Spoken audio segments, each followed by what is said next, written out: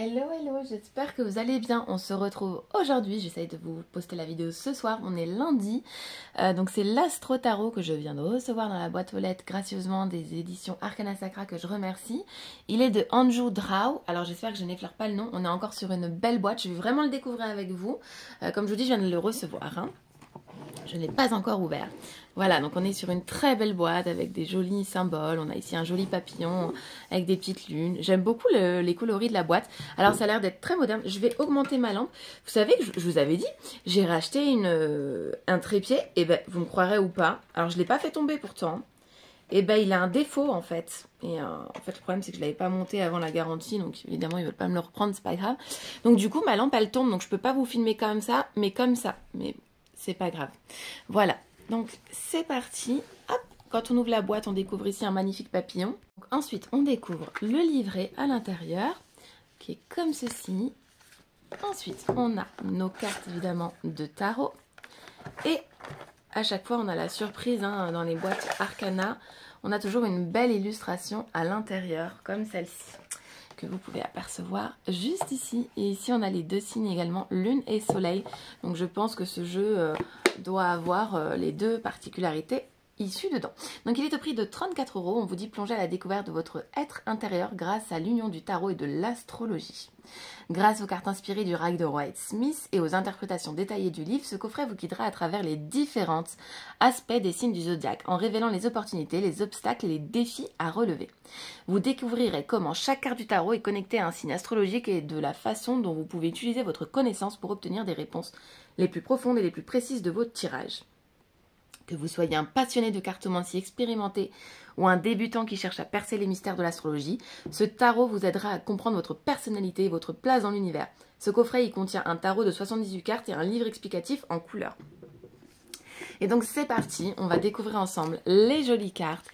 Hop, j'aime beaucoup le format des cartes, regardez, c'est parfait. Moi j'ai des petites mains, si vous arrivez à vous situer, enfin des petites mains, elles sont pas non plus minuscules, mais elles sont pas grandes, voilà. Donc moi j'aime les petites cartes. Donc le dos est comme ceci, voilà, on est sur du bleu, on a du rayon, c'est très joli, on n'a pas de tranches colorées.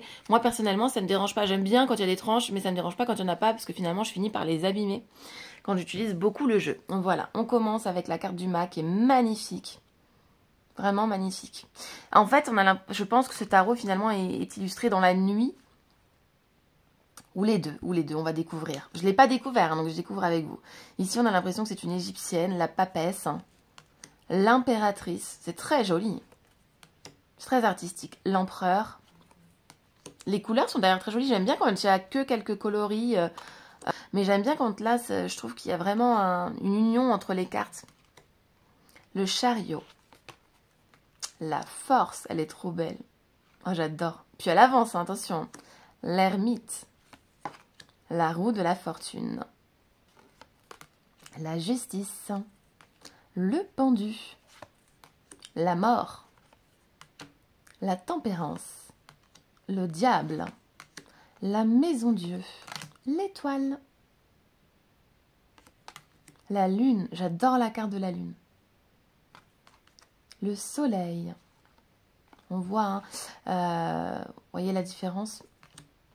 On a vraiment ce jeu de couleurs où ils mettent un fond à chaque fois d'une couleur. Le personnage soit foncé, soit le personnage clair.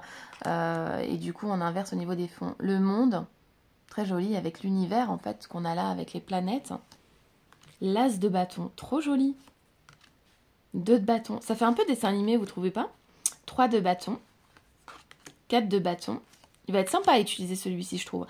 5 de bâton, le fait qu'il soit en plus illustré. 6 de bâton. 7 de bâton. 8 de bâton. Et je le trouve très doux.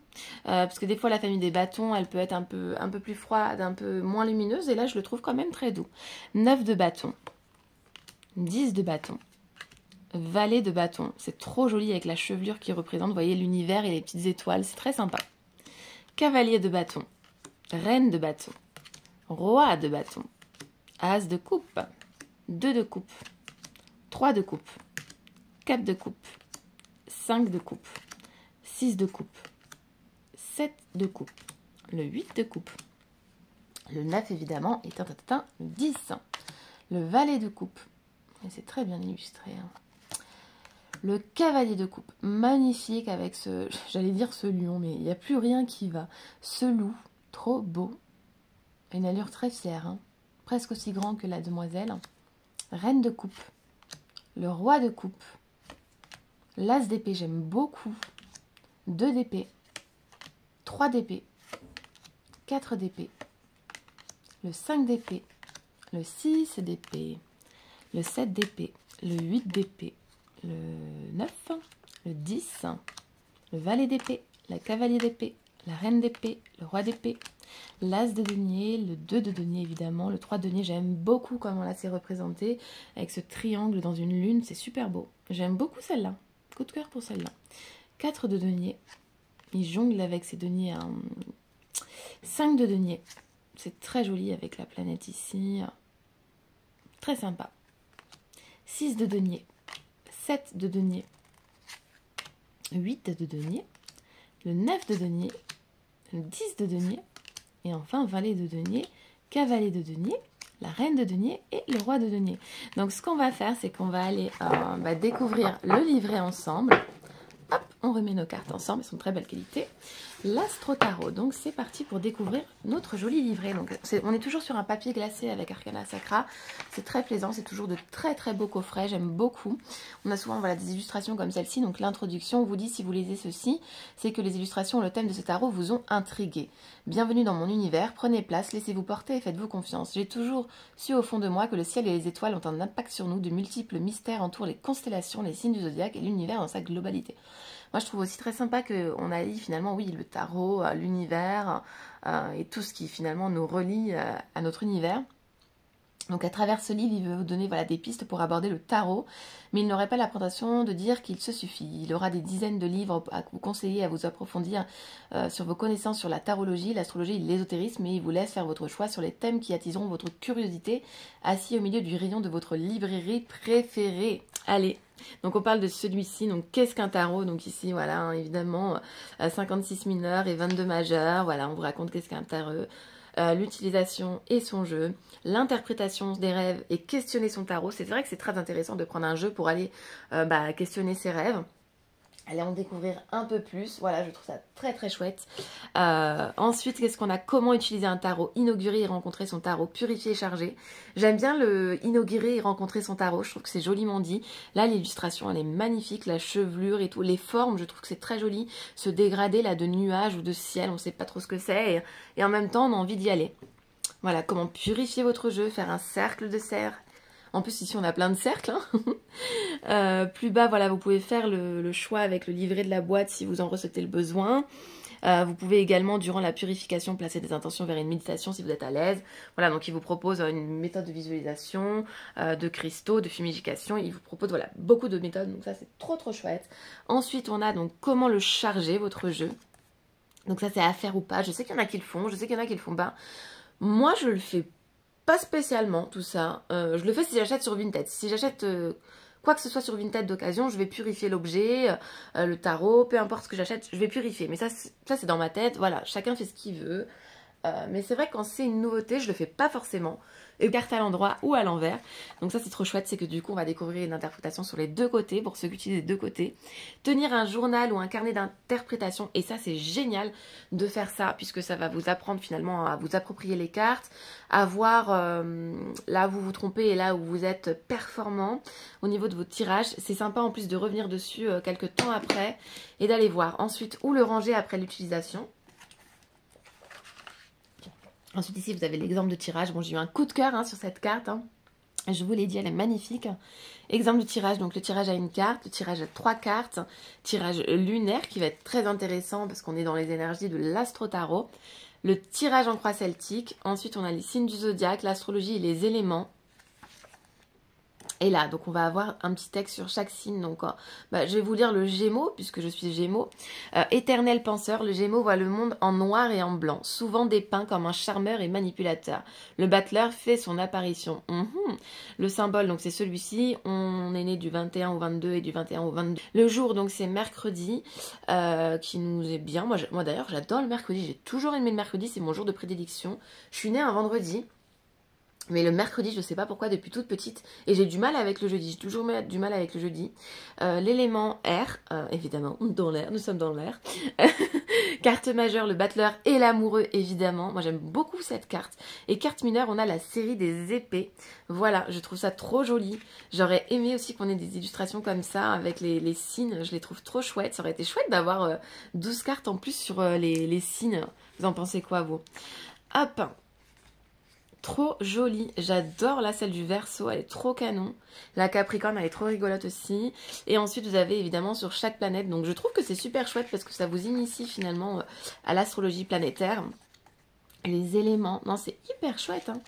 Et les cartes majeures, donc on rentre dans le vif du sujet, donc on va se faire une carte comme ça et puis on va aller voir après pour les mineurs comment ça se présente. Donc vous avez tout un texte, tout un texte voilà, de guidance au sujet du mat. Vous avez des mots-clés si la carte est à l'endroit, des mots-clés si la carte est à l'envers, des correspondances astrologiques, donc ici on vous dit pour le mat, Uranus et signe du Verseau, et l'air pour la correspondance, voilà. Donc c'est bien parce qu'on retrouve la carte à gauche. Et ensuite, bah voilà, pour les bâtons, vous avez un message pour les bâtons. Et ensuite, pour chaque carte des bâtons, donc pour l'as de bâton, vous avez pareil, votre message divinatoire, votre carte à l'endroit et à l'envers. Là, vous n'avez pas la correspondance.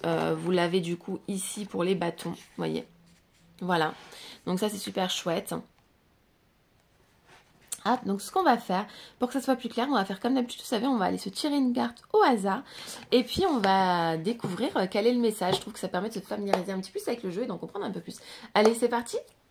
Donc c'est la carte de la roue de la fortune que nous avons eue aujourd'hui qui a sauté du paquet. Donc c'est une très belle carte je trouve. Allez c'est parti, je vous lis qu'est-ce qu'elle nous dit cette carte de la roue de la fortune. Elle nous rappelle que la vie est une suite de cycles et que celle-ci tourne selon les cycles. Comme dit ce proverbe populaire, après la pluie vient le beau temps. Cela signifie que même pendant les moments difficiles, il ne faut pas oublier que tout passe avec le temps. La roue, elle tourne. Cet arcane vous rappelle que rien n'est permanent et que tout change. La vie est faite de haut et de bas dans tous les domaines et vous ne devez pas l'oublier. La roue vous demande d'accepter que tout ne va pas bien à certains moments et que vous êtes en pouvoir de faire tourner cette roue en prenant conscience des conséquences. Les correspondances astrologiques de la roue de la fortune sont Jupiter et le signe du Sagittaire. Jupiter influence l'arcane de la roue sur le tournant des choses. Elle rappelle au développement et du raisonnement, à l'intelligence, au mental menant à la subjectivité. Ainsi, vous pourrez mieux vous comprendre comment tourne cette roue pour vous et comprendre aussi comment la faire tourner si c'est votre souhait, bien évidemment. Le signe du Sagittaire dispose de nombreux points forts. Il est aussi chanceux. Ce signe est utile ici car la roue tourne plus aisément.